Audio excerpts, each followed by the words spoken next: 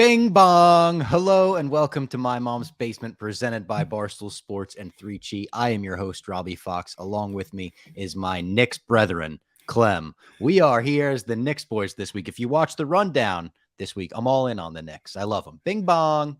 Bing bong. Yeah, a potential for a hot Dolan summer. Here we go, Bob. I told you a couple weeks ago.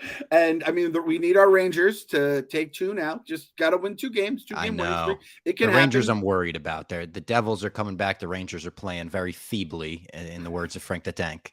I'm worried. Frank's going to be in the building, though. So that's what you wanted, right? He'll be in the building, hopefully. So we'll see if they come back. And the Knicks, Sunday, got the Heat going back to the 90s. Feels like that 99 feeling all over again.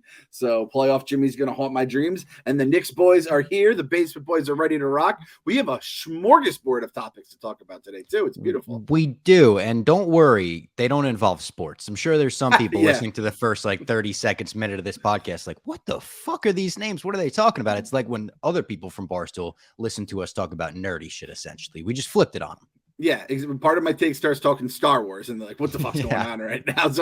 They become the Mr. Krabs meme. So everything's going to be all right. And we have a bunch of nerdy stuff here that I think it's going to be, we have a lot of fun stuff coming up looking into it here. I had no idea. We do, and a lot of this news and announcements that we can talk about comes from Cinemacon, which I'll be honest, before this year, I didn't really know much about Cinemacon. Maybe I had heard about it, maybe had seen some tweets, but I was talking to the Lights Camera Barstool boys about this as well. There was like an announcement every 15 minutes from this fucking festival this week. It just kept going on. It started on Monday. I think it went through Friday. This is the first year Cinemacon ever took place. Prove me wrong. Oh, is it? Prove me wrong, Bob. You can't. You can't. Yeah. I don't know. I feel like it's probably true because we're always covering all this shit. I've never heard the word Cinemacon. I've never read it in my life until this week. So first year Cinemacon, they've done a good job. Get it out. They did a great job. Yeah. I do think at some point Comic-Con started just becoming its own Cinemacon, and they just started taking everything there. And now I feel like people, what's the Disney one called? D23. Like the D23, that kind of stuff. I feel like other people we just got to do that, but for non-Disney products, and they just have another thing here. So we got plenty of shit to talk about. So thank you, Cinemacon. We are in the weird gap between Mandalorian and the Guardians, and shout out Cinemacon. Do you think we could put on the Lights Camera Barstool Con and just invite all of these studio execs to come suck off their own studio work? Because that's pretty much what they did here. I would be honored to let these guys suck themselves off in front of us and just promote all their shit. So I think we drop all their new trailers for us. We've reached a point at Barstool where it's just like the NFL draft show. You just have random celebrities and athletes show them. Dana White, just chill. Dana White, Portnoy, and fucking Jersey Jerry in a triple threat match of yelling was an incredible spectacle to see. That's where we are at Barstool in 2023. That might have been my favorite moment of the night last night. Watching Dana enjoying that chaos. Dana might have loved that more than any of the viewers. He was laughing so hard. And Jersey Jerry just being like, Dave, we never fucking needed you on the stream. Dave hanging up. That was the most beautiful chaos, the epitome of the chaos that is Barstool in 30 seconds right there. Yep, if you haven't seen that clip, make sure you go on Twitter and check that out. But the first thing I think we should touch on is that last night was the Guardians of the Galaxy Volume 3 premiere. In LA, they had a premiere. They had some screenings in New York. We did not see the movie. We'll be going next week together. Basement Boys doing a little road trip, seeing the movie together. But the reactions are out, and they are overwhelmingly positive. This is a lot of people's favorite movie since Endgame, I've seen. Favorite MCU movie since Endgame. Our guy Liam Crowley, not the Liam Crowley that works at Barstool, but the other Liam Crowley, said that this is his favorite movie in the Guardians trilogy. And I really do take his word. I put a lot of faith in his word because he has been not overwhelmingly positive about all of these movies. I remember, I think Love and Thunder, he was a little meh on. So I look at a lot of these reactions and I'm like, holy shit, I think James Gunn landed that plane. I'm very nervous. I don't usually believe the critics in general because we've seen how many times where the tomato is nice and fresh. And then once the audience comes in, it tips over, which, by the way, I never realized this about Rotten Tomatoes. We were talking about it I was on the first watch classic or whatever with Eddie. What you did with Taxi Driver, I did with Monty Python, Holy Grail. it's basically just thumbs up, thumbs down on the movie. And everyone thinks it's like a rating that people give and then they add it all in. It's just, 60% of people liked it and the other 40 just said thumbs down on it, which completely kind of changes how Rotten Tomatoes is in my mind. I didn't realize you didn't know that. That's a big part of the reason why movierankings.net exists. Because in Jeff's mind, he was like, if 100% of critics say that a movie is a 65, it's 100% on Rotten Tomatoes. Yes, and that is why I think there is a disconnect there, which I would almost like Rotten, I think it makes more sense as Rotten Tomatoes, but Rotten Tomatoes kind of became the gold standard. And it's like, no, it's more of a, should just be a casual rating system, it would be fine. I'd actually prefer that than is it good or bad is what I just want to know in the long term of things. So that's why we only go to movierankings.net.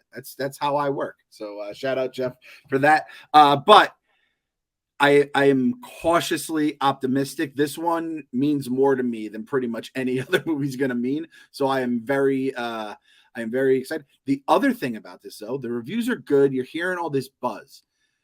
Every single clip that they have had in the last 2 weeks, I am meh at absolute best for. It's like Drax on the couch, and he's laying down, not laying down. Peter Quill dropping in the first F-bomb in MCU history. There's nothing where I'm just like, oh, baby, this shit fucking hits. Let's go. I'm kind of just like, I guess I'm happy I know about that now because it didn't really do much for me here. So that's how I'm feeling right now, Bob. Cautiously optimistic of it all. You got to hope that they're saving the best stuff for the movie, which I was worried about when they released the first trailer and we saw the moment where Drax bounces the ball off the girl's face. Yes. I thought that was so funny. I was like, well, how did they not save that for the movie? Now the rest of the clips, maybe James Gunn heard us. Maybe he was listening to The Basement, as he tends to do every week. Subscribe, rate, comment, do all that shit, right? And maybe he said, let's save the best stuff. I did see that Rocket's original love interest, I believe, is being played by or voiced by Linda Cardellini, making her one of the very few to have more than one role in the MCU. Oh, shit. I had no idea. Yeah. She's the otter, I believe. I think Lila the otter. Yeah. Yep. She has the aura too, actually, the actress. Yeah. I don't know. There's someone about her. She just is a likable otter. I don't know. No offense, Linda Cardellini. Another one who watches The Basement every single week. Subscribe, rate, thumbs up. She's a huge fan. Yeah. Huge fan. She's more of a actually Wake Up with Mincy fan, but then she found out about us through, which we won't even get into that. By the time people read this, Wake Up with Mincy may no longer be waking up. It might just be, it's tough times right now for us. We don't want to bring the vibes down that much in The Basement. I mean, that would truly depress people. Another thing about Guardians here, which you told me yesterday we were in the office, the Awesome Mix is out there. We know Awesome Mix Volume 3. I'm not looking at it. I don't want to know. I want to be surprised, hear the songs in the movie, and then go back and see what other songs they might not have put in or were at the end when I didn't see it during the credits, which there are 2 post-credit scenes was another thing I learned this week. Okay, that's good to know. You mentioned that they are the first movie to drop an F-bomb in the MCU. There was a great quote where I think Chris Pratt was the one to say it on the red carpet last night, where apparently Kevin Feige went to James Gunn and said, listen, you don't want to be known as the first guy to drop an F-bomb in the MCU. And James Gunn was like, are you kidding me? Do you not know who I am? That's exactly what I want to be known for. So he let him do it. And that's pretty cool. Karen Gillan went on the red carpet last night, Nebula, if you're not aware, and said that she would like to play Poison Ivy in James Gunn's DCU. I love that casting. I mean, it's easy because she's got the red hair already, but I like that. Wow, that's I mean, it's done. If that's not that, if she's not the new Poison Ivy, she bombed so goddamn bad in her audition because she has the red hair. She has the experience with James Gunn. She's made Nebula this awesome character who I should just not even care about, but she's done a good job. And watch the first Jumanji. Kind of have a crush on her. She's goddamn sexy, and that's kind of an X-rated, an X-rated part of Poison Ivy. Whoa, Poison Ivy X-rated. An X-Factor part of Poison Ivy is she's fucking. She gets all over you there. She gets in your head. So, I am now looking very forward to the next Poison Ivy project. There, that's all I'm gonna say. I'm gonna leave it at that. Bonk. So this movie comes out on May 4th. May the 4th be with you all. Me and Clem will be seeing it together. We'll get a review up as soon as possible. And another thing I wanted to quickly mention that's happening on May 4th, Carrie Fisher is finally receiving her star on the Hollywood Walk of Fame. That long overdue. Was the most shocking news I've ever heard in my life. I've walked the Walk of Fame, which people have walked the Walk of Fame. it ain't all sunshine and rainbows. It's not all Hollywood. It's Hollywood if like the real Hollywood, if you've ever been there. Like there's probably like a guy pooping on a star right now. Yep, as exactly. I say this. It is great. It smells bad. It's kind of dirty. It's still cool to see. But the fact that like Oscar the Grouch has a star and shit like that. And Princess Leia didn't have one. Are you kidding me? Like what?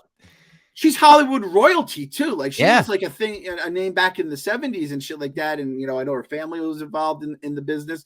So it must have just been like she didn't want one. Like, well, I did learn when I did the video doing Mark Hamill's Walk of Fame, when I covered that, which go back and watch that video if you've never seen it. At this point, it's like 5 or 6 years old, but I still think it's pretty funny. I learned that basically you have to be elected to, like, this group says, all right, you're allowed to have a Walk of Fame. Once you get elected, you got to pay $30,000 and a yearly fee to keep that star nice or whatever. So there's a $30,000 flat rate. And usually that comes along with like a promotional thing. So I would assume Lucasfilm is paying the $30,000 to have a May the 4th promotional thing. When I went and saw Mark Hamill get it, it was to go with the DVD Blu-ray release of The Last Jedi. So there's always something more to it. You know, it's always a little bit commercialized. I'm trying to, and you know, I know the main, it's like, yeah, you have to have all the, I'm sure Carrie Fisher's like, I don't give a fuck about a star, but I'm just surprised that at some point someone just didn't pay something. Oh, by the way, we gave you a star like 2 years ago. Like it's just out there. I'm looking here, the 11 legendary celebs who don't have a star from the Wrap. Julia Roberts, Carrie Fisher, Julia Roberts, Clint Eastwood, Leo DiCaprio. So there are like heavy hitters. But it's just, she is such a, like, I just figured at some point, every single person that was in Star Wars had a star. I'm talking fucking my guy Wicket had a star on that. That would be great. I did love walking the Walk of Fame and seeing all the stars when I was there. And like you said, it's not the greatest area on Sunset Strip and everything. But when you get to one that like means something to you, it is like a cool, like when you get to the Beatles, when you get to Kiss, I was like, oh shit, this is awesome. Bruce Willis. Yeah. I got to, like I did when I went with my wife to LA, we did this, like we all took pictures of like our 3 or 4 favorite guys or girls or whatever it may be. In Star Wars news, I had to bring the story up. It's the absolute truth. I was going to tweet it out and I didn't want to get Ruth Condon forever, but I swear on my, I'm trying not to swear on my kid's grave. It's like something you shouldn't do, but swear on Han Solo's grave. Bob, that's fucking crazy. Because this story is about Han Solo. Oh, is it? Okay. That is fucking creepy. So when you have kids, they will just ask the most ridiculous questions just out of the blue. And it'll sometimes be things like, you know, we don't have the kids going to CCD, so they'll ask like, what happens when you die? And it's like, those are very hard questions to answer. So AJ was downstairs playing with the Millennium Falcon Micro Galaxy, which I cannot recommend enough, $25 on Amazon. I should fucking promote this thing. Again. You really should. You love this thing. Like, I just love it. Like, look at this, Bob. They have the little chessboard. They have the, even, again, when you have the, you got to watch on YouTube. Hidden compartment. Yeah, you have to watch them on YouTube. So he's looking at this and he is Han Solo. And God is my witness. He says, Dad, why is his name Han Solo? I swear to God, he said it, Bob. I couldn't make this up on myself. And I said, you know what I said to him? I said his mommy and daddy named him that. I did not fucking bring up the dog shit fucking twist from the Solo movie. And I just straight up lied to my son. And you know what? I don't feel bad about it at all. I feel like that was the right move, right? That's how every parent should address that question to their kids if it ever is asked. One day he's going to watch Solo, though, and he's going to be like, my dad's a liar. And you know what he's going to, it's like, hey, son, don't you watch that movie. Like, that is the Elephant Graveyard. This ain't canon. That ain't canon. Those are the dark days, the days of Kathleen Kennedy just running wild with her fucking approval process. Shit, that's funny. It's not Star Wars related, but my brother texted me a very funny back and forth between his 2 kids who are age 8 and 5. The 5-year-old asked the 8-year-old, "What's technology?" And he said, "Well, that's what happens when you turn the TV on." That was the whole description. Honestly, he's right. Yep. And yeah, it's like it's robots, it's robot parts and magic. Basically, those are the two things, and electricity. Those three things make technology. That's all you need to know about it. Now, before we get into all of this Cinemacon news, let's tell everyone about the exclusive ticketing partner of Barstool Sports, Gametime. Created by fans for fans, Gametime is the ticketing app that makes it easier than ever to score last-minute deals on tickets to sports, concerts, shows, and more. They guarantee the lowest price as well. I mean, we've been talking about the Knicks. You got to get to the Garden. You got to get to the Garden and be outside the arena after the game, after a big win, saying, fuck Trae Young, bing bong. We want the Heat. Fuck the Heat. Bring up the history with the Heat. Bring up Kevin Love ditching his team. Hey, we just beat your last team, Kevin Love. Now we're beating your current team. We want Robbie Hoops videos. Robbie Hoops. That's right. Bring up Jeremy Lin's run, Linsanity. We still love Jeremy Lin in New York. It's possible to snag all of these great seats with the Gametime app. The biggest last-minute price drops can be found on the seats you thought you could never buy, and the purchase process takes just 2 taps and 10 seconds. Once you buy your tickets, they're delivered directly to your phone, no printer needed, and the app also allows you to share tickets with friends via text so you can get into the game seamlessly. Enjoy the hassle, or skip the hassle, enjoy the moment, and go to Gametime or the website, the Gametime app or their website. Enter your email and redeem the code MMB for $20 off your first purchase. Terms apply, but we've both used Gametime in the past. I've used it for literally sports, concerts, shows, Broadway, all of that. Always easy, always comes in handy. I love Gametime. It's absolutely perfect. And I mean, no Knicks fan thought we were going to be having a home game in game one of the semifinals. And here we are. Get those tickets last minute, extra $20 off. And then, like you said, if we go out, if we win, you go outside and you're part of the biggest party in New York. So, it's basically another show. You should have to buy tickets to just go outside after the games, you know? So I said, if we have to stream Knicks games at the office at all, if the Knicks win, I'm just going to go like 4 blocks north and just like film it all. It should almost be a ticketed event. It's going to become, as we say this is something James Dolan will do. They'll figure out a way to rope it off. Yeah. All right, so let's talk Cinemacon. We got a bunch of new news, new trailers, announcements. The first one I would like to start with is we got a new trailer for The Flash. Really fucking awesome trailer for The Flash. It really hyped me up. And then they screened The Flash for the public for the first time. The word from the screenings, believe the hype. That's what people are saying, that this movie is confirmed one of DC's best movies ever, if not their best movie. And Michael Keaton apparently got very emotional putting the suit on. They said that at Cinemacon, that the director had to take a picture of him in the suit for his grandson who loves Batman. That like put chills on my arms just hearing that. Keaton back in the Batcave and everything. And the one thing watching this trailer that I thought of, and I said, this is the one thing I would love in The Flash as a Batman fan, as a Michael Keaton Batman fan. Michael Gough, Alfred from those movies, has passed away, unfortunately. I would love a reference or a little tribute to him at some point in this movie. You know, just a picture of him and Keaton on the desk in the Batcave or something as simple as that, or as simple as The Flash being like, where's Alfred? And you get a moment where that kind of sets in or something. I think that would be pretty cool. But this has all made me even more excited for The Flash. Obviously, Ezra, we're not a fan of. The guy is an international terrorist, as we've mentioned. But I'm such a big Michael Keaton Batman fan that's what I'm going for. And the reviews and the whispers you're hearing kind of make sense, where it's like, how can you not fire a terrorist from a movie if he's really fucking good in a really fucking good movie? So that makes perfect sense. So I will say that this is kind of like the Guardians hype, where I'm trying not to let myself get too excited for it. And it's also because it's like Guardians is 2 for 2. DC isn't 2 for 2 when it comes to like hits, even if they're, have the buzz. So I'm going to go in pumping the brakes still, but I'm going to be excited. I'm excited for this. I didn't realize it was a full blown like ensemble cast. I thought it was like, oh, we're going to have a little bit of Batman here, a little bit of Supergirl. It's like, no, it seems like we're teaming up. We have Affleck, we have Keaton, we have everything. And I am torn on this.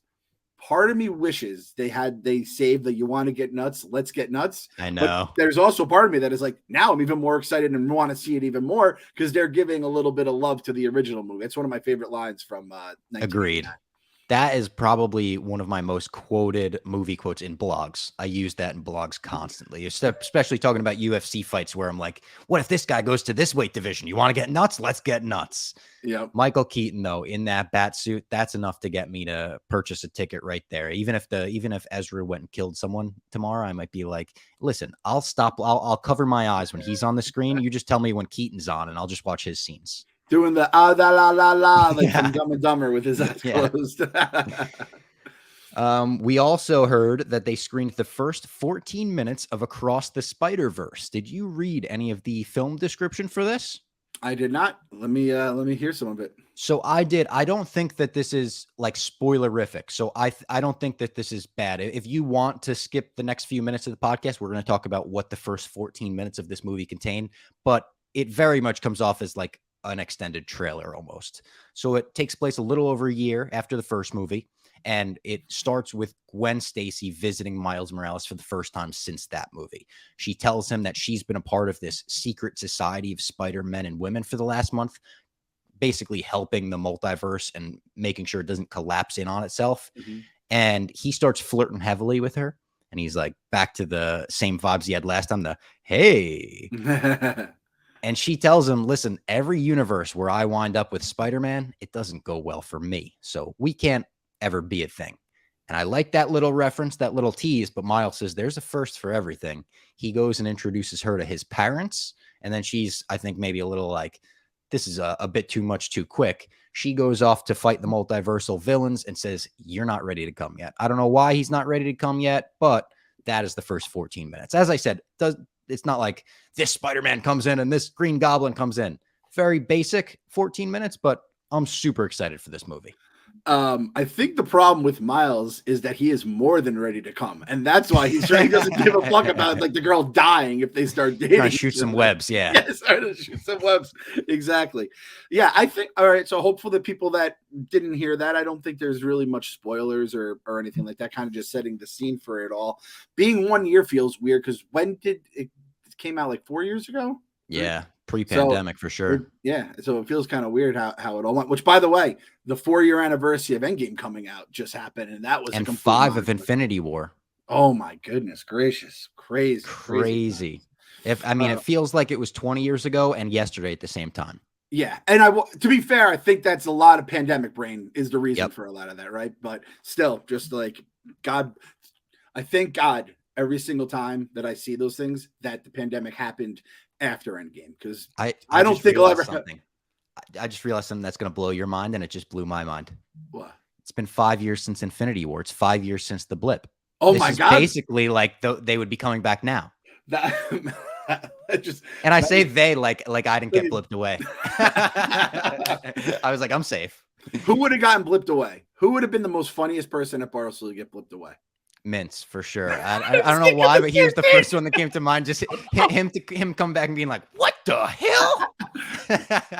What the out of the 8 million people we work with, Mincy was my first choice too. He wasn't even working at the company 5 years. I didn't know Mincy existed 4 years ago, and he was the first guy that came to my mind with the blip. That's how you know you're just a fucking content machine, even if he doesn't always meet it. Oh, that's hilarious, Robbie. Oh man.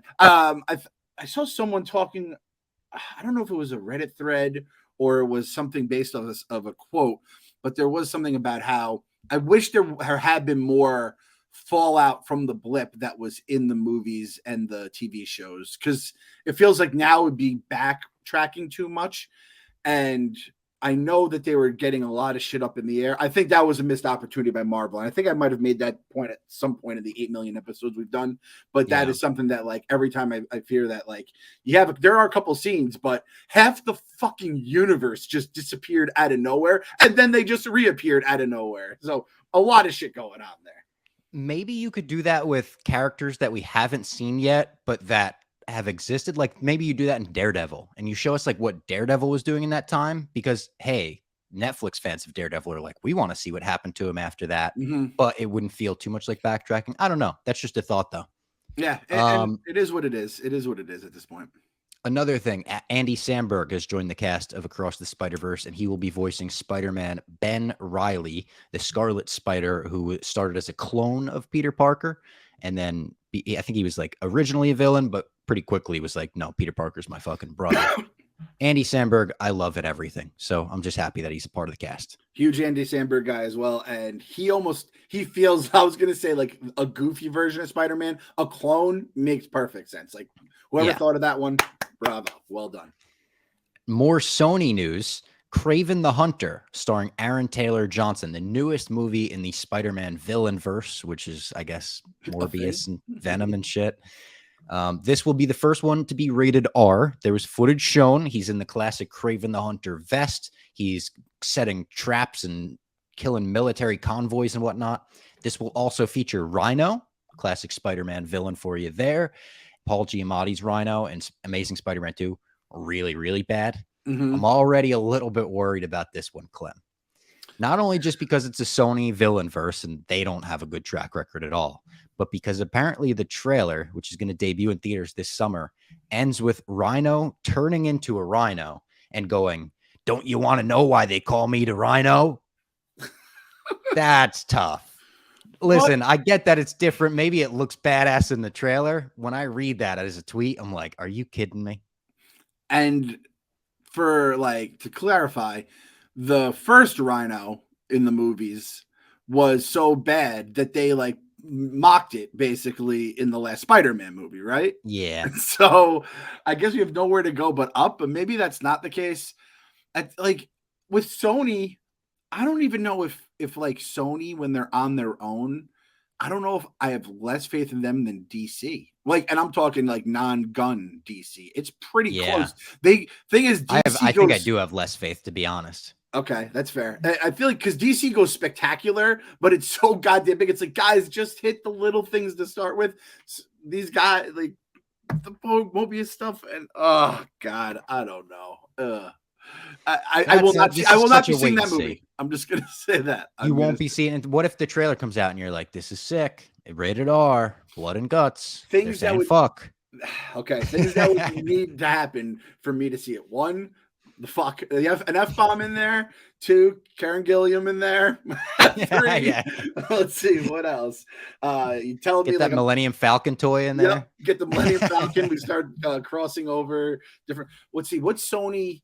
Does Sony have any big properties that like we just lump into into like their little MCU corner?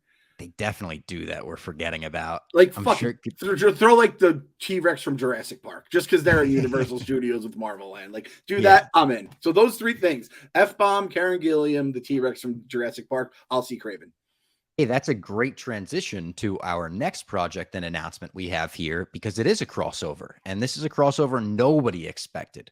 A few months ago, it got announced that Seth Rogen would be doing a Ninja Turtles animated movie called Mutant Mayhem. And he came out and said that we're really going to focus on the teenage aspect of the Teenage Mutant Ninja Turtles here. And it's going to be a cool coming of age story. He said at Cinemacon that this will be the first Seth Rogen movie that you could take your kids to.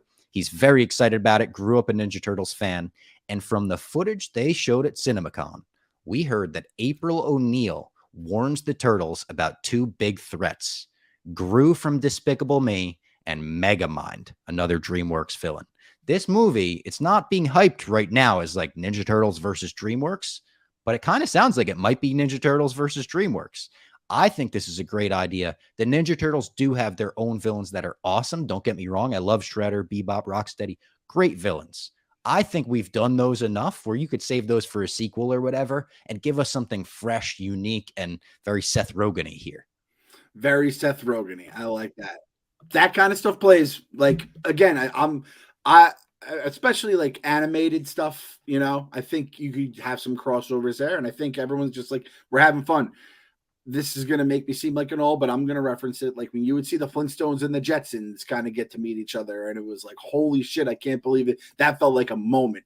ABC TGIF, when Urkel would visit the Full House family or something. So you're kind of doing that with these two franchises, which if your kids are fans of one but not the other, this is how you double dip and get that money, baby. So you were a Turtles guy growing up, right? Huge Turtles guy growing up. And my kids have dabbled in it, and like they love it whenever they watch even the old ones. And the song is fucking fire, so goddamn good. I love the toys. I was a big fan of the toys growing up. So it's one of those things that like I'll definitely be down for. You were telling me how there was a Ninja Turtles Batman like crossover where the Batman villains get in the ooze and you have like Joker's a giant snake and stuff. This came out in 2020, or was that like a fever dream?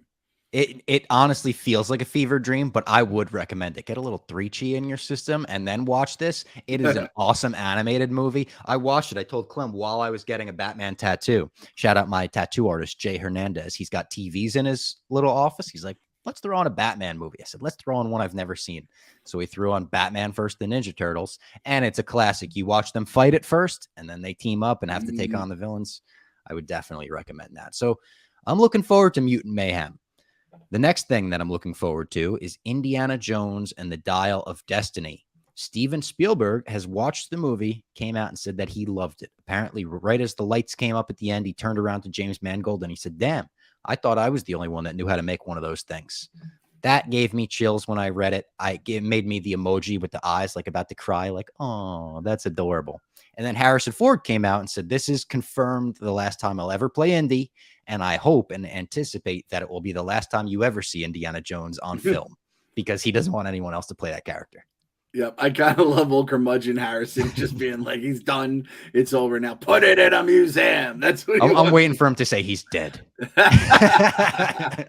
The good news for the Indiana Jones people, you don't have to do any press junkets. You don't have to release any trailers. You just put a poster of Indiana Jones and it just has the Steven Spielberg quote. You have me. Don't hype me up anymore, and I'm going to start building up unrealistic expectations, because that quote kind of is building up unrealistic expectations in my mind. Just say that. You have my $15 for the theater. Let's fucking go do your editing. Just get this thing looking absolutely perfect. Let's get ready to rock here. And we've seen enough footage already in the trailers. Like, I'm sold. Just the next trailer, the final trailer, should just be the logo, and it should go dun dun dun. Dun, dun, dun, and that's it. That's all we need. I'm sold. Yep. Same here. Oh, by the way, let me make this a quick little note here. It blew my fucking mind. We went to Hollywood Studios. Obviously, we were in Florida for a day, and my buddy's a big time indie fan. We tried to go to the Indiana Jones stunt show, and it's kind of like it's like a ride you don't wait on lines for. It's like 10:45, 12 o'clock, 1:45, 2:30. Every single time we showed up, and one time we showed up right before showtime. They're like, sorry, sold out. We showed up like 15 minutes before showtime. Sorry, sold out. And then I heard one of the people say, if you get here a half hour early, you're not getting a seat. You might get standing room only. So our boy Indy is putting asses in the seats of the year 2023. That blew my mind. I was happy. I didn't even know the stunt show was still around. And not only is it around, it is thriving, Bob. I love to hear that. I remember Jeff saying, oh, yeah, they still have the stunt show while we were there. And I said to him during the Disney Boys trip, like, oh, I would love to see that. Like, I saw that when I was 4. That was a blast. And we just didn't have time for it. We were kind of going park to park during the Disney Boys trip. But I love to hear that they're still getting crowds for that thing. Years, decades after the movies come out. Amazing. Shocking. And like when you're, it'll only be better after the new movie too. That's actually a great point. And when you're in Disney, you're just trying to, especially Hollywood Studios, they have so many, like they have a few rides, but they're absolute monster rides that have the huge wait. So you have to kind of like make it all work with Star Wars Land, Toy Story, that motherfucking Slinky Dog. I've convinced myself Slinky Dog's my enemy just because I'm trying to get on Dave's good side here. Yeah. And just stuff like that. And in the meantime, it's like Indy's still just kind of doing his thing. And I was just so proud of it. So, and if you're going, don't like put Indy on the back burner. He's one of the main events. You know, he's not the main. I'm not going to say one of the main events because there are some big time headliners there. But like Intercontinental, he's apparently fighting for that Intercontinental belt. So shout out to him. Shout out Indiana Jones. The next project we can talk about, we didn't see any footage from. We just saw photos, but I think Jeff D-Lo would kill me if I didn't at least bring it up. Dune Part 2. The trailer should be dropping any day now. And a cool part of this movie, it was shot 100% using IMAX cameras, whereas the first movie was only shot 40% using IMAX cameras. I liked Dune a lot. I think Clem is probably in the same boat with me where I thought it was a great movie. I wasn't like, I'm a Dune guy now. Like, I'm obsessed with this. But visually, it was one of the cooler movies I saw all year. So hearing that, I'm like, that's cool. We saw some photos from Dune. I want to point this one out to you, Clem. Florence Pugh, the first photo of her from Dune Part 2. You know who she looks like to me? Who? Omega from the Bad Batch. Wow. How about that? Conspiracy. You're trying to theory. cast a live action Omega? Look no further. Florence Pugh is that girl.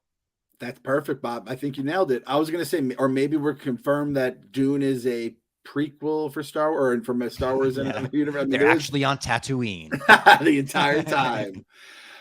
Dune just makes me laugh because I wanted to see it, just obviously didn't see it in the theaters. I wanted to watch it, and it was one of those things where I watched it on the airplane trip out. I think it was actually out to LA for the dozen that we had, and I watched Everything Everywhere All at Once on another airplane trip. And those are the two movies where people are like, those are two movies you have to see in an IMAX theater with the fucking super projectors and the incredible sound. And I watched it on a little like 2-inch by 2-inch screen, and I had a great time doing it. But I'm just like, you big fucking boob. Those are two movies you gotta watch in a bigger spot. But I just don't have time, and I loved them both. Or I loved Everything Everywhere All at Once. I liked Dune. I was like fine enough with it. I didn't realize it's like there's like hardcore fans. It's a big time franchise, right? So I didn't realize that. But and Jeff D. Lowe is like, this is his shit right here, right? He's all in. I saw him tweet like they put out some pictures of the cast, like I just showed the Florence Pugh one, but there were even just general pictures of like Timothée Chalamet looking the exact same he did in the last one. And Jeff was like,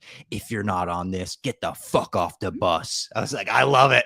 Jeff D. Lowe, he reminds me of sometimes a character from Big Bang Theory, where I don't mean that in a negative way. I actually love the Big Bang Theory. I'm with Trent on that one. He's just so serious about his passions. You talk shit about Dune, he is not going to like you in real life. Yeah, exactly. I almost want someone, or I almost want to like go out and either try to become the #1 Dune fan at Barstool or be the #1 Dune critic at Barstool. But the thing is with Jeff, you can't piss him off because it's like, I don't want to get some dozen questions, I don't want to get a fastball hummed at my head here. So I have to be very careful. So maybe we'll put in Mincy's brain to become the Dune guy. Yes. The last, I guess, tentpole franchise thing that I want to talk about before I just have a list of completely random announcements, some of which I think are very funny and they'll be very funny to touch on. The Hunger Games prequel. We got the first prequel for the Hunger Games. I think it looks pretty dope. I didn't realize Peter Dinklage was in it, but they really focus on him for a big portion of the early trailer. And I think the Hunger Games could be a great anthology series. I think I've said on the podcast before, I'm a pretty big fan of the original movies. I thought they were great.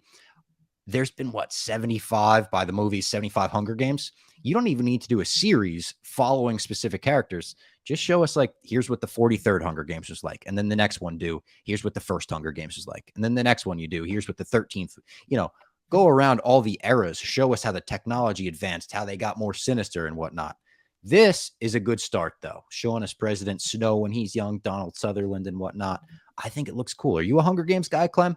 I like Hunger Games. I think I saw them all. My wife is a diehard Hunger Games fan, though. She gets really into the books.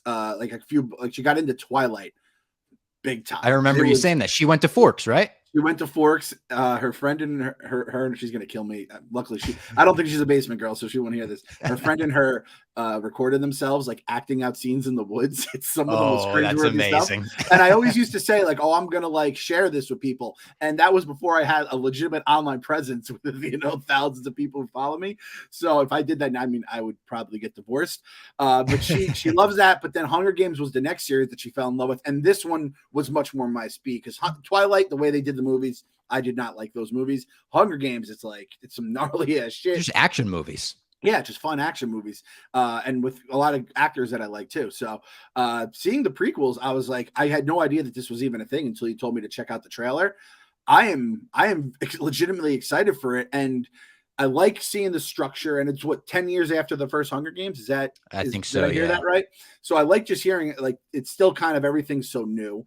And the way that they had like the characters that we know, but they're like the young versions of themselves, and the technology is new. The TVs even look old school and stuff like that. I don't know, man. I was a big fan of it, and how it looks like it's becoming a rating games now. So they're trying to make you care about the characters more. I just love the whole origin story side of it. And it seems like they really embraced it. And then, like you said, Dinklage is fucking the man. So he's in awesome. it. Yeah, you basically have my ticket money for that.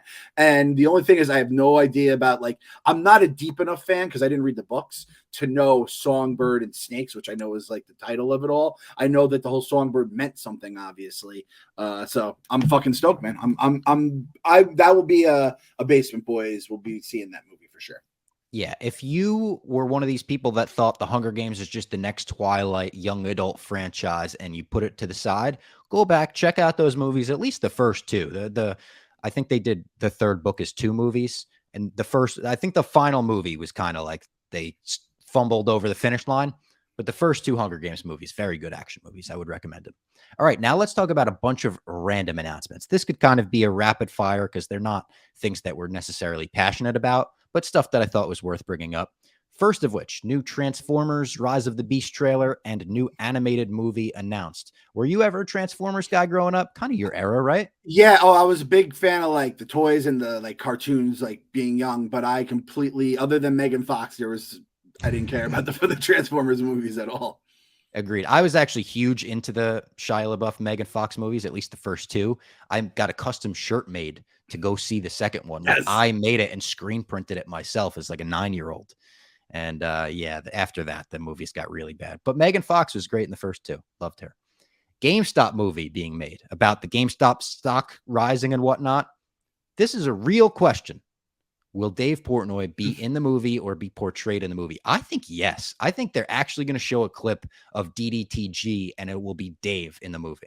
So I feel like there is some sort of doc out there already, right? I think there's like a Netflix, or what is it? Is this the Netflix one, or is there already one on Netflix? This is a fictionalized movie coming out where Paul Dano is playing a YouTuber who invested and got rich off of it. Okay. So it's like it's based on like life The Big event. Short or something. Yeah, like Air, right? Yes, exactly. Okay. I swear to God. And listen, Dave, it seems like he's has been on a winning streak since he started Barstool, right? It's just always fucking comes up Portnoy. If fucking Bradley Cooper plays Dave Portnoy in this goddamn movie, it's for never, like, just end it now. You will never. I mean, I saw the clip the other day where he's like, Wayne Gretzky asked for a picture with me, and I'm like, hey, we live in Banana Land, which is a Dave fucking phrase, and like, he's never going to be humble again for the rest of his life. We can't have we have to throw our bodies in front of Bradley Cooper getting cast as Dave Portnoy. And for the people that don't know, Dave has said like Bradley Cooper he's Bradley Cooper lookalike. Like, when he was most certainly not a Bradley Cooper lookalike. I'm just gonna say that. So I cannot have this actually happen in real life, and I like Dave. He's my fucking ZD guy, fucking Team Portnoy for life. I can't have that. We just can't have that happen. It's like everyone, you need to have your buddy has to have a checks and balances, and Bradley Cooper will be the thing where like the 0.00001% of Dave Portnoy that is still alive in him, the Anakin to his Darth Vader, is gone. He's just he's gone. So if that happens, I'm going to say yes, it will happen, and no, it better not be Bradley fucking Cooper who plays him. And I'll tell you, man, this GameStop thing, I fucking hate it because I really think Dave and Steve Cohen would have had a beautiful friendship, but this whole GameStop thing got it fucking. And then we had Nate taking shots at Cohen, which I didn't like, and it just became a whole muddled mess. And all our brains were all fucking in fight or flight mode because of the pandemic. And it was one of the saddest things that ever happened to me. Is, like my two dads fighting each other, and I just didn't like it at all. That's tough. Well, one thing that is going to make you a little happier, at least made me a little happier, is the fact that the THREEQUALIZER has a trailer out. One of my favorite action franchises, The Equalizer with Denzel Washington.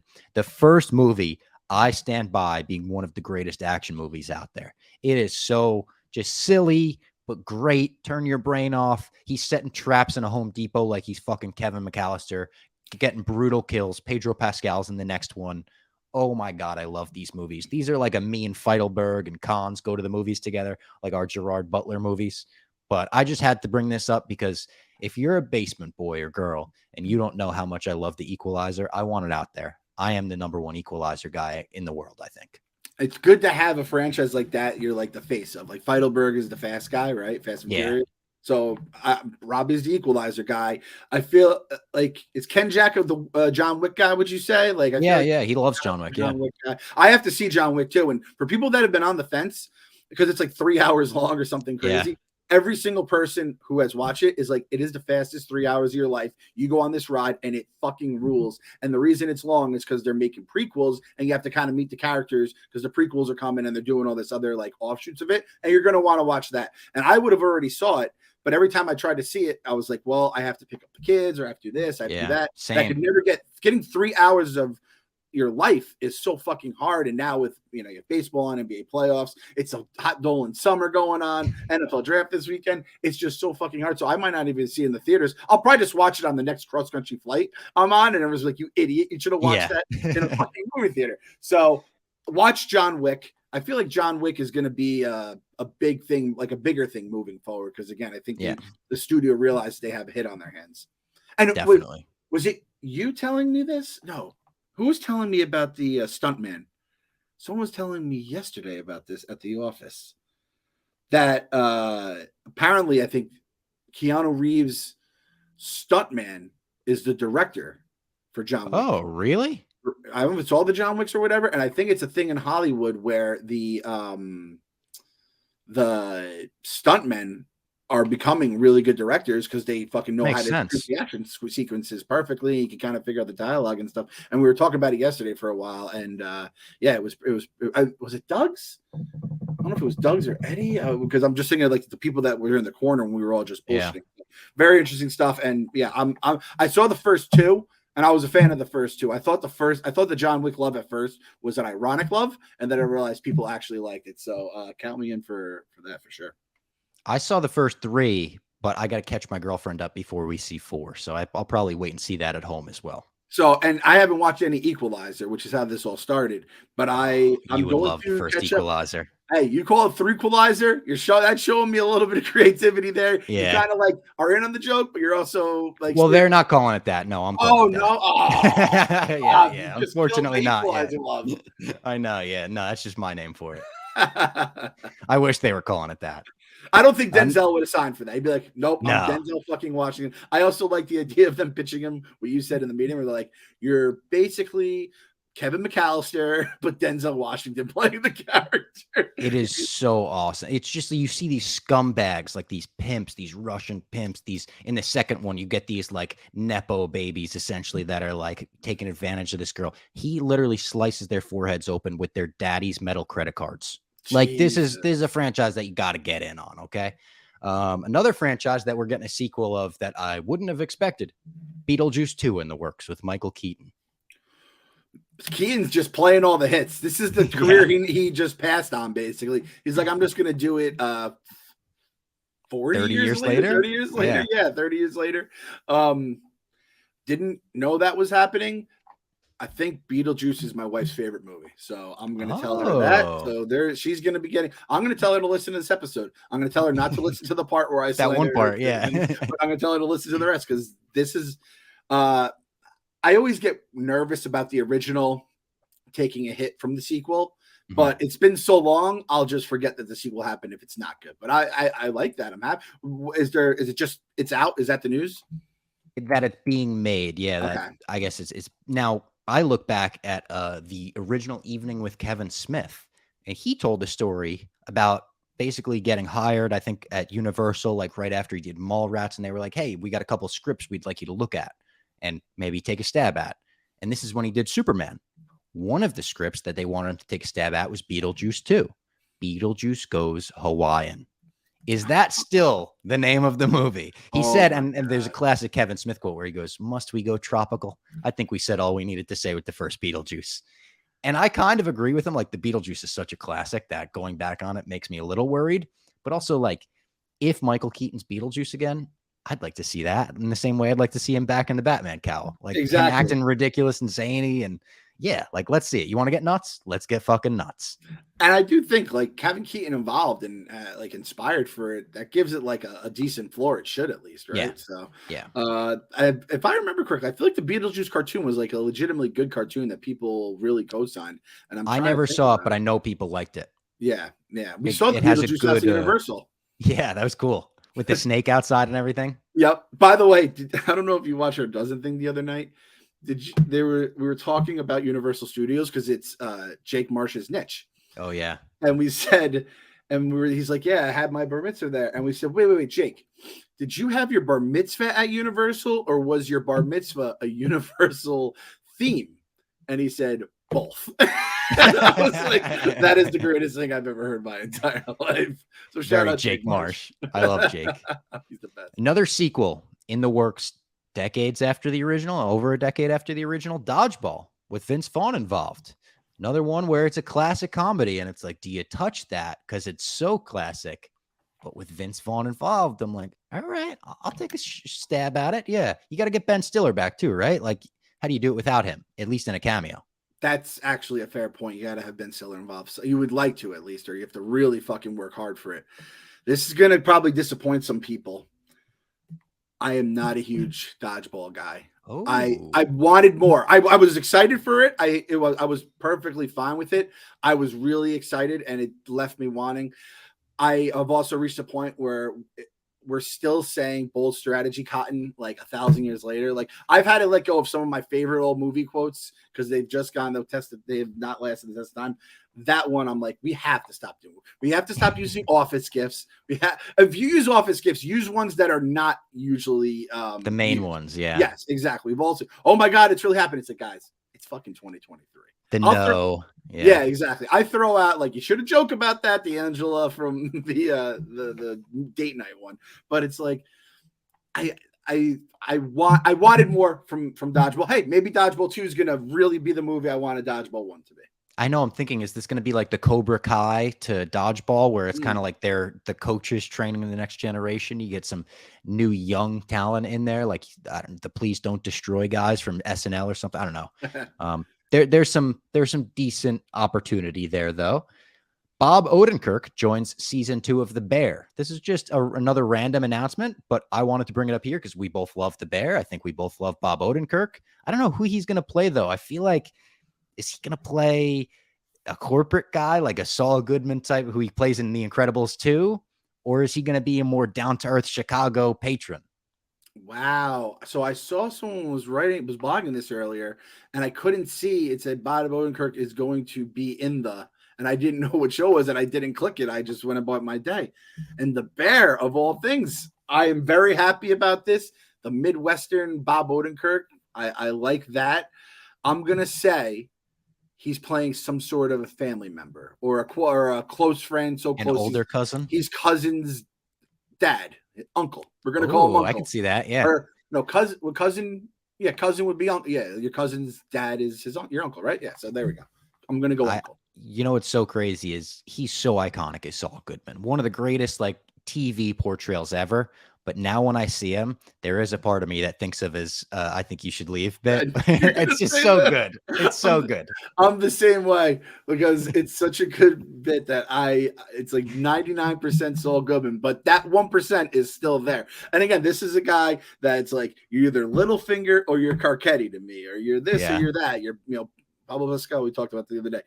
And Saul Goodman is such an icon. But that one character is so fucking good in just that one scene. It's like, I cannot look at that face and not think of that guy.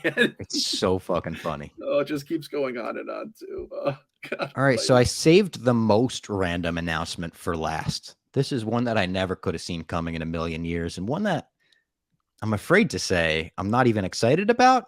I'm afraid to say that because I know there's a big fan base that will be excited about this. Rihanna will star and write music in a new Smurfette movie. We're bringing back the Smurfs. Listen, I know they brought back the Smurfs a few years ago. They made a couple animated movies, the kind of live action animated crossover. The Smurfs feel like a boomer franchise to me. I think Ken Jack said the same thing when we were talking about this in the office. I'm sorry. I just don't care about the Smurfs. Okay, so I'm going to make this point on the podcast. I'm with you. Smurfs feels like a boomer thing. If you make a Smurfs joke to anyone in like their 20s, they're like, what the fuck are you talking about, old man? Get away from me, right? However, this part is for the social media part. This Rihanna Smurfette thing is going to be awesome. Bad girl Riri, Rihanna's army, or Rihanna's navy, excuse me. I have to fucking edit that part out. It's going to rule. I cannot wait. Smurfs is going to be brought back and be better than it ever was because that's how great Rihanna is. Bob, we got to grow the show. And we have to start making takes. I'm going to clip that. The Riri Navy's going to love that. Yeah. I'll clip that and put it on TikTok. They'll eat that up. We've still never found out why they call it the Navy. Again, is it because she's in Battleship, or is I think the Jay-Z line, we're in the Army, better yet the Navy. There's a lot of things. I'd love to get in the Beehive. I don't know how big the Beehive is in 2023. I feel like the Navy is the next Beehive or Bayhive. So the boys are trying to keep the lights on. We're doing whatever we can here. Listen, I'm asking a lot of the listeners when I say this, but I want someone to draw Clem as the bee from The Simpsons now. Like, I want to get in the Beehive. Who's that guy that shows up in the bee suit? Oh, yeah. You know what I'm talking about, right? I think he's just Bumblebee Man. Is just Bumblebee Man? He goes, Que lastima! Yeah, someone needs to draw Clem in that suit after he said he wants to be in the Beehive. Man, dude, Sienna's watching The Simpsons with me. That's our new thing now. We watch like an episode of the two of The Simpsons before she goes to bed. And I haven't even seen Bumblebee Man. Like, there are so many just goddamn 10 out of 10 characters on that show. He hasn't even been in my mind, and you just made me him. So yeah, if anyone wants to make me Bumblebee Man, I would greatly appreciate that. Like, yeah, with with the Homer Simpson fan flag that just says Beyonce, Queen Bee or something. Queen Bee, yeah. So that's all the Cinemacon news I wanted to talk about. There was some other announcements, some random stuff. Twisted Metal, there's a series they're making. Hugh Grant's a fucking Are you serious? Loompa. Yeah, Anthony Mackie. That's a huge fucking deal. Don't you gloss over Twisted Metal on me. Now, I loved the Twisted Metal games. I did. I had them for PS1, my first hand-me-down system. Clem, there's no fucking way the Twisted Metal series on Peacock is going to be good. I'm sorry. It's going to be terrible, but this is the time where we just, do what Barstool does. We make some conversation, find a way to make it work. Who is your Twisted Metal guy? I was always a chalk pick. I would go with the clown, the ice cream truck, who's actually in the show. He's being played by Samoa Joe, a wrestler who people say look like Lenny Balls. So first of all, his name is fucking Sweet Tooth. Put some respect on the guy's name. It's been since I was like 4. I haven't played Twisted Metal. That's the thing. Actually, I did buy a Twisted Metal for PS3 when I first got that. You were just a pup, so that's fair. I'll say that. I was Axel, and that was my dude. He was a bad motherfucker. So, Will Arnett is Sweet Tooth? What the fuck? I think he's doing the voice, but Samoa Joe's the body. Oh my god! Because he's a big like wrestler looking guy. That's wild. So you have Samoa Joe and then Joe Bluth are combining to make Sweet Tooth. That's an Samoa Joe Bluth visual. Yeah. Wow, that's good. And then the other one. And this was the other thing. I didn't realize they were making another Willy Wonka movie. Stop making Willy Wonka movies, and if you're gonna make them, make a Charlie and the Great Glass Elevator movie afterwards. I love Charlie and the Chocolate Factory. I didn't even really like Charlie and the Great Glass Elevator book afterwards, but at this point, you have to go all the way in. Because listen, they already nailed it with the first one. Johnny Depp fucking bombed the second one. If you're going to make a third one, make it good. And you owe me a Charlie and the Great Glass Elevator. That's all I'm asking for as a diehard Roald Dahl fan, which I remember I blogged about Netflix getting the rights for all this Roald Dahl stuff. And then I guess it went reviral and Portnoy was all fired up. He's a diehard fucking Roald Dahl guy, which I kind of love. That might need to be ZD's niche on one of these games. That would be amazing. That would be pretty funny. Eddie was trying to change our niche. Did you hear about that? No. He was saying, he's like, I don't know how this came into his mind. It's like basically our calling card is our niche, right? That's the reason people tune in sometimes. And he wants to go like Billy Madison or a movie or something that is you got to go snacks or just to get Dave's reaction. If we go anything else, we're going to lose Dave at some point. He's just going to start making bets live on the stream instead of listening to us, right? So it is, you have to understand. If you're doing snacks, there are 8 million snacks in the world, or salty snacks, or whatever it may be. And then like Brandon Walker has that thing you do. It's a 90-minute movie. You can memorize every 90 minutes of a movie. I do understand that side of it. So yeah, we're going to have to figure that out. Tournament's coming up. Honkers, has it been revealed, your batch? So I think that this has been revealed at this point. Big Cat said it on the stream last night. We played the Yak. Spoilers for The dozen. If you don't want to be spoiled for our last dozen match, don't listen to the rest of the pod. We're almost done here.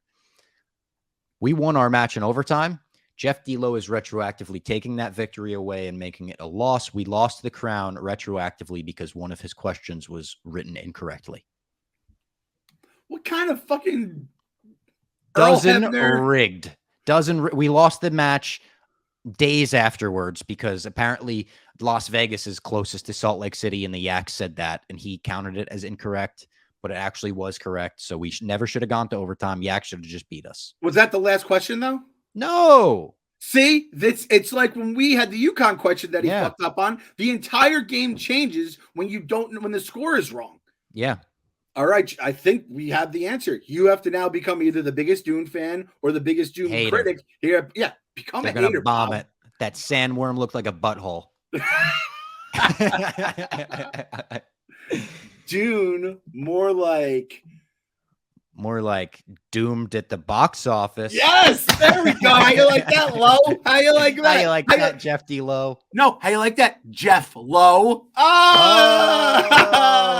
Take the D away. No D, you don't have a D. That was Robbie saying that because I don't want ZD to get harder questions. And hey, Jeff D. Low is a great transition to the last thing that we were going to talk about on this podcast. It's been a great season of Succession. And another thing where if you're not caught up on Succession, I do want to talk a little spoilers here. So maybe you skip over this as well. I'll put all the timestamps on the YouTube so you could, skip around the segments if you want to. What's our Succession? Our Succession is called the Succession Circle Back. We're going to circle back in Succession here. I like that. Yeah. Buzzword for them. Who's it sponsored by? Do we have a sponsor for this segment? We do have a sponsor, and it's C4 Energy. It's our favorite energy drink right here. C4. I've got both. The Arctic Snow Cone, that's my favorite, but you've also got the C4 Smart Energy, sparkling strawberry guava, zero sugar in this stuff. It tastes delicious, so you don't have that energy drink taste. Generally, there's a lot of off-brand energy drinks that they have almost like a battery acid type taste in your mouth.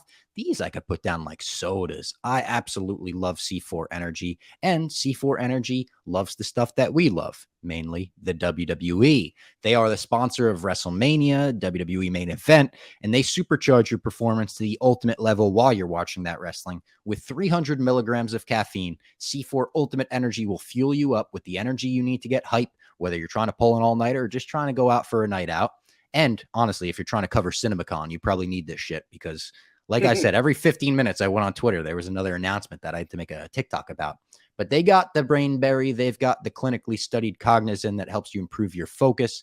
And if you want to grab that undisputed heavyweight championship, you go to 7-Eleven right now and you grab a can of C4. Like we've said on the pod, them being available at 7-Eleven is awesome. You grab a couple snacks, you grab your C4, you're ready for a night out, you're ready for an all-nighter, you're ready to binge watch all the John Wick movies if you want to do that. There you go. And C4 is good because we had the NFL draft show, which was like 5 hours long, and everyone had energy throughout the whole time because we were drinking C4. It was absolutely perfect. That's right. And speaking of wrestling, I was on macro dosing this week. We talked all about wrestling, the history of the WWE, when God wrestled Vince McMahon, when Vince McMahon blew up in his limo. All of these topics brought to you by C4. So go to 7-Eleven or c4energy.com to purchase yours in all 4 flavors.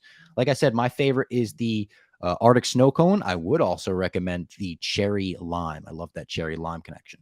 The Arctic Snow Cone, that marketing person deserves like the biggest raise ever. It's the best sound. It sounds so delicious. The can too. Come on, with the kind of blue, silver, black matte finish. Looks great. Succession. It's been a great season. Great season. I loved season 1 and 2. Season 3 of Succession, I thought was very good, like better than most other television on TV. But I got to be honest, I didn't think season 3 was quite up to season 1 and 2 in quality. I think we're right back with season 4. The way they handled the giant thing that spoilers for Succession. Spoilers, yeah. Let him out. Logan's dead, motherfucker. Logan's off. Dead. The way that they handled Logan's death, that was one of my favorite. And it's weird to call it my favorite because it was such a downer episode, but one of my favorite episodes in the history of Succession, and one of my favorite unexpected twists in TV. Like they did that at the start of the episode pretty much, and we just had to deal with the fallout the whole time. And then every episode since, it feels like it just deals with one large conversation, and there's a little offshoot here and there, but they always keep my attention, and I'm never bored with it. Are you with me on the same page with this season? Yeah, so I think season 3 was, I think, a little off because I think it was like pandemic related kind of issues, right? So you're, even when it wasn't, the beast of the pandemic, you're dealing with traveling and just all the schedules and all this kind of stuff. So I feel like that might have been the case.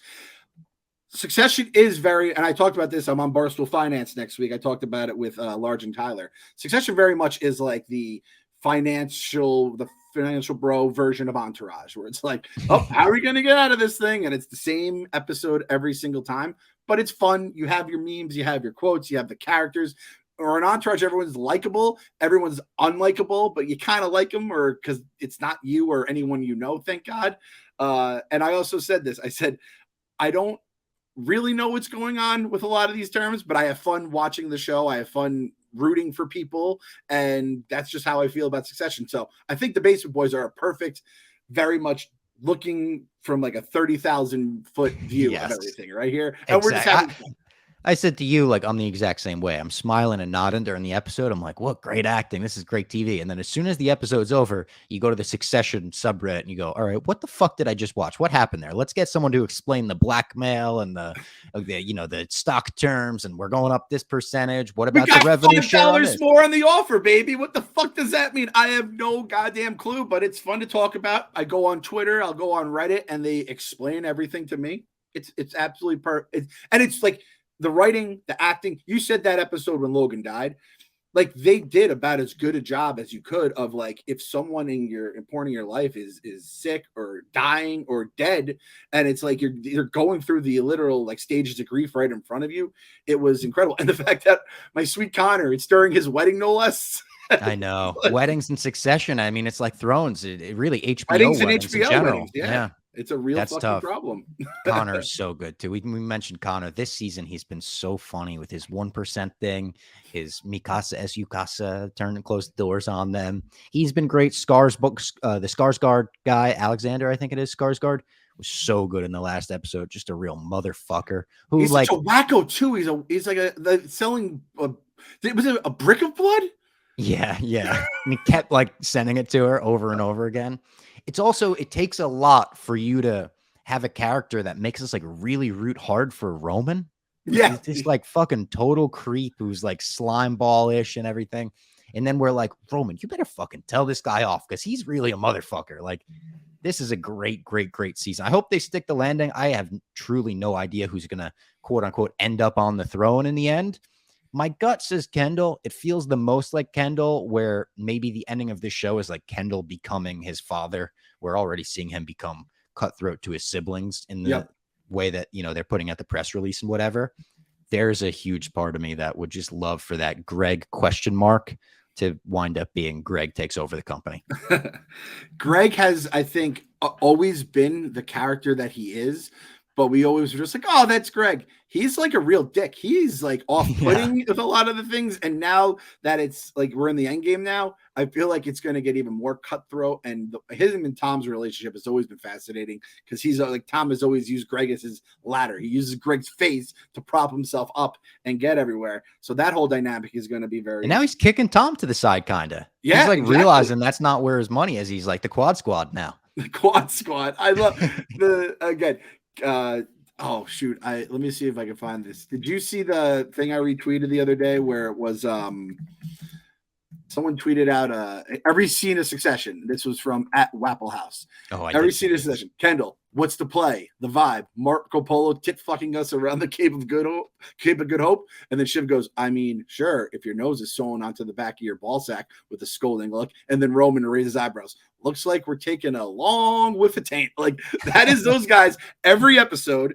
There's, who's going to take over? There's a fucking power play. It falls through. And then usually Logan would be telling them to fuck off from the throne. But now that he's dead, it is kind of like a race to, and who's going to have the money at the end. I do think there's a chance where all the kids just get completely fucked over. They don't get what they want. And, they're still going to have money in some sort, but they're not going to have the fulfillment of it all. And it's because, let's be honest, like Logan was a horrible, horrible father, and he did not have his kids ready for this at all. Who is your guy or girl? Do you have?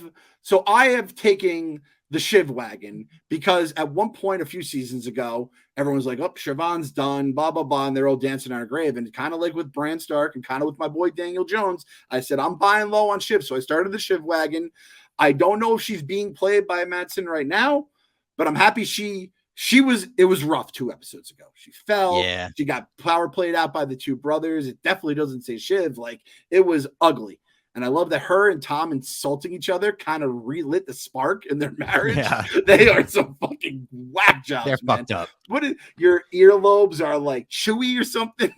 Yeah, like, what the fuck? I think I'm a Greg guy. I think if I would say anyone's my guy, it would have to be Greg. Like the second would be Kendall, but like I'm not like a Kendall guy. Really? Kendall amuses me in a very unique way, where it's the little things. Like, I will never stop laughing about the fact he named his kid Iverson. Yeah. It's such a rich New Yorker guy who was, in the 2000s with Allen Iverson being the guy. It's like, you named your kid out of and like, Allen Iverson's fucking awesome. And I'm sure there's plenty of Iversons in this world. It's just him naming his kid Iverson. Again, the L to the OG is one of the greatest scenes in Succession ever. That, like, I still laugh about that. I wish I had done a rewatch before this season, especially if I had known it was the last season earlier, I would have probably done a rewatch, but I didn't know. I've done that with Sopranos. I did it with The Wire. I definitely did it with Thrones. I just too late now. I did a long video. I didn't even do a full rewatch. I did like a half an hour explanation of everything you need to remember. And with a show like this, like, I truly needed it because, like you said, every episode is just like a very similar conversation around who's going to be the next successor for like 3 seasons. For 3 fucking seasons long. Greg is, I feel, pretty much a universal person. He's almost like everyone kind of likes Greg. I feel like anyone who has a real appreciation for humor is a Connor fan. And Yeah. I think I have a name for the Connor fans. The 1%ers.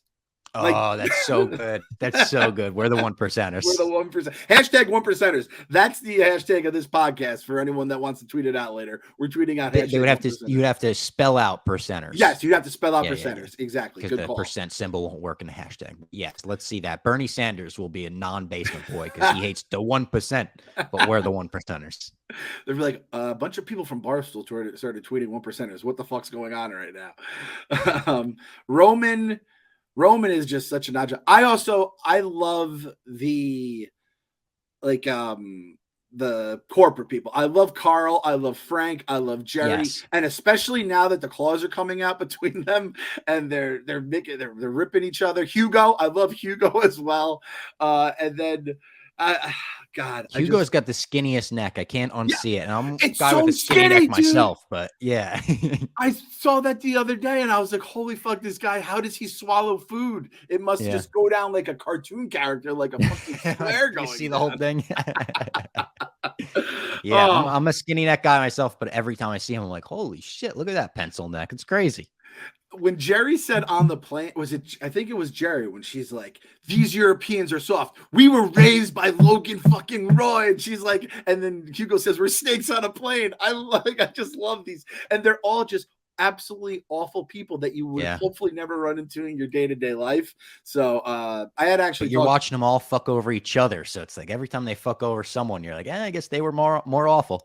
Yep, exactly. We're in Game of Thrones. There's always like the good people were the ones getting fucked over and killed. So it's kind of nice where it's like the bad people are eating each other live on the screen. So yeah, I mean the C4 Succession circle back. Can't go wrong with that, right? C4 Succession circle back. Go get your C4 today. This was a great podcast. This was very fun to go through all these news items, recap all the trailers, discuss all these random projects. Usually we're doing a whole podcast based on one subject. We went all over the map today. I had a blast. I can't wait for the second CinemaCon next year. Maybe we should maybe we'll host it next year. We'll sponsor it by Barstool. We'll be on stage doing this. And I liked some of the CinemaCon like execs actually got cutesy with their presentations. Like before they did the Ninja Turtles presentation, the guy came out of a manhole with a Ninja Turtles mask on. I was like, all right, you guys don't get to have fun in your boardrooms very often, so you're doing it now. Yep. And you know what? At our Cinemacon, when the next Ninja Turtles project, it's gonna be Frank the Tank at his pizza window, and that's how we're gonna introduce. It's gonna be me and Seth Rogen hotboxing the turtle van. Yes. And by the way, the next live action Ninja Turtles, you know who has to play April O'Neil, right? Karen Gillan. Boom. We'll see you next week.